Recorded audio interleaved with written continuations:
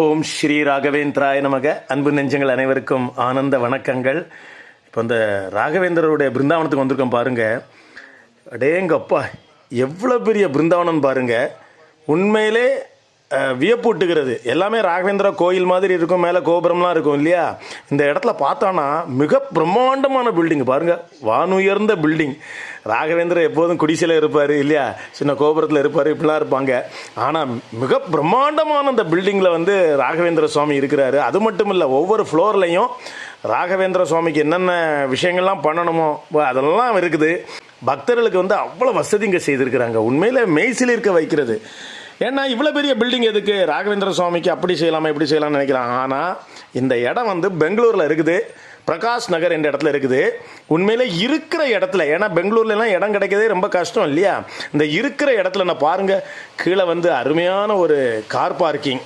இதெல்லாம் பக்தர்களுக்காக. ராகவேந்திரர் எங்கே இருந்தாலும் அவர் இருப்பார், எங்கே உண்டு எங்கே இருப்பார். நவபிருந்தாவனத்தில் பார்த்தா கூட வெயிலும் மழையிலும் கூட அவருடைய எதிகள்லாம் இருக்கிறாங்க. அதே மாதிரி ராகவேந்திரருக்கு இப்படிலாம் வேணும் இல்லை, ஆனால் பக்தர்களுக்கு வசதி. லிஃப்ட்டில் ஏறி வந்தோம் பாருங்க, உள்ளே வந்த உடனே அடடடடா என்ன ஒரு அழகு பாருங்க. உண்மையிலே நான் வந்து இந்த ஷிரடி சாய்பாபா கோயிலெலாம் போவேன். சில ஊர்களில் இருக்கக்கூடிய கோயிலெலாம் பார்த்தா ரொம்ப போஷாக இருக்கும், பளிங்களை கட்டி அவ்வளவு அந்த பில்டிங்கே பயங்கரமாக இருக்கும்.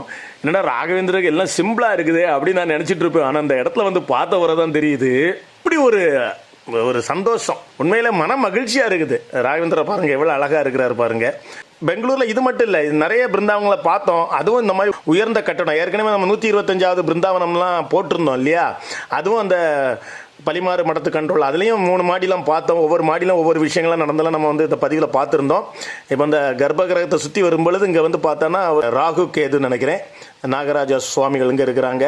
அதை சுற்றி வரலாம். ரொம்ப அழகாக இருக்குது, பியூட்டிஃபுல்லாக மெயின்டைன் பண்ணியிருக்காங்க. உட்காந்து சகல பிரதாதாவும் குரு பாராயணங்க பண்ணும்போது அவ்வளவு ஆனந்தமாக இருந்தது. உண்மையிலே ரொம்ப மகிழ்ச்சியாக இருந்தது. இந்த ஒரு ஃப்ளோர் தான் நாங்கள் பார்த்தோம். ஃபர்ஸ்ட் ஃப்ளோரில் இருக்குது ராகவேந்திர சுவாமி, கீழே பார்க்கிங். அதுக்கப்புறம் மேலெல்லாம் எப்படி இருக்குன்னு தெரியல, இன்னும் 2 ஃப்ளோர் இருக்குன்னு நினைக்கிறேன்.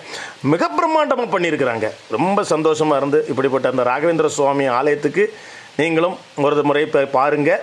இந்த ஆராத்தி காட்சியை நீங்கள் பாருங்கள். பிரகாஷ் நகர் பெங்களூரில் நம்ம ராகவேந்திர மிருத்திகா பிருந்தாவனம் இருக்கிறது. நன்றியுடன் மீண்டும் ஒரு பதிவில் சந்திப்போம். நன்றியுடன் மணிகண்டன்.